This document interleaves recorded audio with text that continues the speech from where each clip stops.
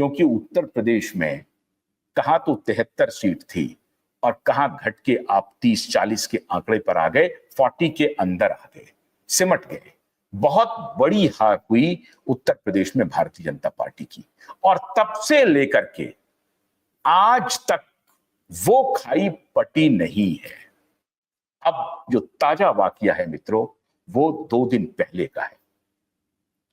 उत्तर प्रदेश में ही police constable की भर्ती हुई, 60,000 पुलिस वालों को अपॉइंटमेंट लेटर मिला।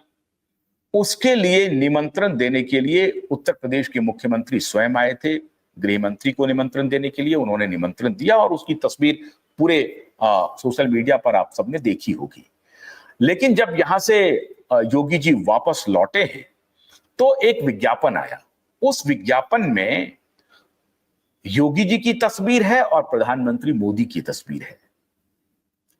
नियुक्ति पत्र बंटवारे का जो इवेंट है उसके चीफ गेस्ट आदरणीय अमित शाह जी हैं, लेकिन उस इवेंट के जो विज्ञापन उत्तर प्रदेश सरकार की तरफ से छापे गए, उस विज्ञापन में चीफ गेस्ट का तस्वीर नहीं था और नरेंद्र मोदी की तस्वीर थी, योगी आदित्यनाथ की तस्वीर थी। अब यहीं से यह मामला तूल पकड़ा कि ऐसा कैसे हुआ। खुद अमित शाह को आमंत्रण देने के लिए योगी आदित्यनाथ उत्तर प्रदेश से चलकर दिल्ली आए। उन्होंने आमंत्रण दिया कि आपके हाथों ही नियुक्ति पत्र का बंटवारा उत्तर प्रदेश में हो तो बड़ा अच्छा रहेगा। इस आमंत्रण को अमित शाह जी ने स्वीकार भी किया, लेकिन उसी आमंत्रण के, उसी बंटवारे के इवेंट का जो विज्ञापन छपा, उस विज्ञापन में अमित शाह जी का चेहरा नहीं था। चेहरा 2 ही लोगों का था, एक योगी आदित्यनाथ का और एक प्रधानमंत्री नरेंद्र मोदी जी का।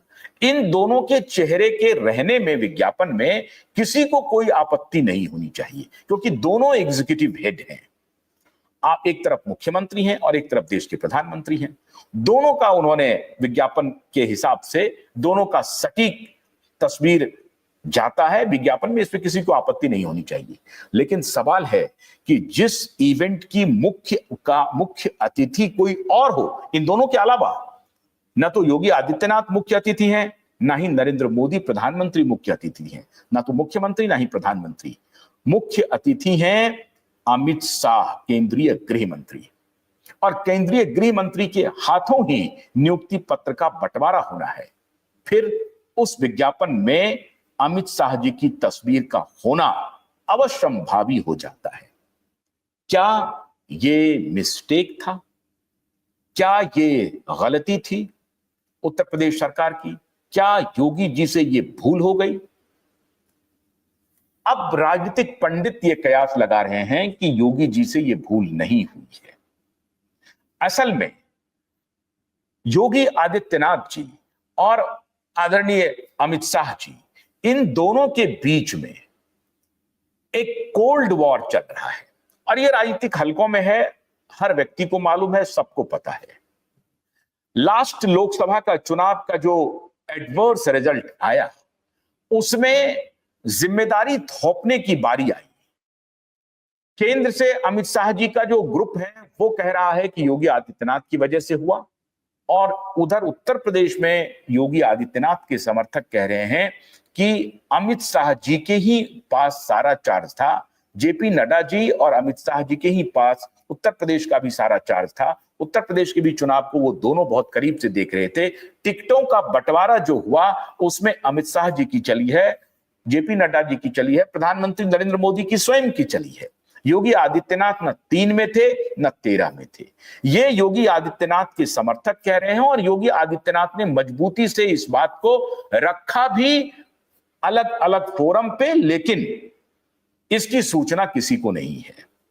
मतलब पब्लिक में आकर के योगी आदित्यनाथ ने ऐसा कभी नहीं कहा कि ये चुनाव अमित शाह जी की वजह से हम हार गए हैं, जेपी नड्डा जी की वजह से हार गए हैं, मोदी जी की वजह से हार गए हैं। ऐसा कभी कोई कह भी नहीं सकता है, भारतीय जनता पार्टी का सामान्य कार्यकर्ता हो या बड़ा नेता हो। सभी नेता, भारतीय जनता पार्टी की एक अच्छी संस्कृति है कि हार का सेहरा वो सामूहिक रूप से लेते हैं। और इस संस्कृति की शुरुआत संघ ने बहुत पहले ही कर दी थी कि हार का सेहरा किसी व्यक्ति पर नहीं थोपा जाता है। यह बात सही है कि जो कमांडेंट है, जो कमांड कर रहा है, जो कैप्टन है, कैप्टन जिम्मेदारी लेते हैं, लेकिन ऐसा नहीं होता है कि संगठन का एक एक कार्यकर्ता जोर जोर से चिल्लाने लगता है और कहना शुरू कर देता है कि साहब फला व्यक्ति की वजह से हम चुनाव हार गए। क्योंकि भारतीय जनता पार्टी में ऐसे बहुत कम नेताओं की औकात है कि व्यक्तिगत अपने तरीके से ही वो सारा चुनाव जितवा दें। उसमें अगर आप कहें तो नरेंद्र मोदी एक ऐसे खिलाड़ी रहे हैं जो अपने बल पर कई चुनावों को जितवाने की क्षमता रखते हैं और उन्होंने यह साबित भी किया है। तो नरेंद्र मोदी जो एक फेनोमेना है भारतीय जनता पार्टी में, उसके पहले अटल बिहारी वाजपेयी में यह कहा जाता था कि वो उसमें चुनाव जितवाने की क्षमता होती थी, बहुत कैरिस्मेटिक लीडर थे, लेकिन उनको भी ये सफलता नहीं मिली जो नरेंद्र मोदी को मिली। जो स्ट्राइक रेट है वो ना तो आडवाणी को मिला ना ही वाजपेयी को मिला। तो आडवाणी वाजपेयी की जोड़ी के अतिरिक्त अगर कोई जोड़ी कामयाब रही अभी तक भारतीय जनता पार्टी के 45 वर्षों के इतिहास में, तो वो है सबसे बड़ी जोड़ी, आप कह सकते हैं, अमित शाह और नरेंद्र मोदी की। बहुत अच्छे वक्ता हैं नरेंद्र मोदी जी, अमित शाह जी उतने अच्छे वक्ता नहीं हैं। फिर भी अमित शाह जी का जो अपना वैल्यू है, अपनी जो रणनीति है, चुनाव प्रबंधन की जो रणनीति है, चुनाव प्रबंधन का जो उनका स्किल है, वो अनपैरेलल है। और इसीलिए ये दोनों की जोड़ी लगातार सफलतम स्कोर बोर्ड पे लाके खड़ा कर देता है।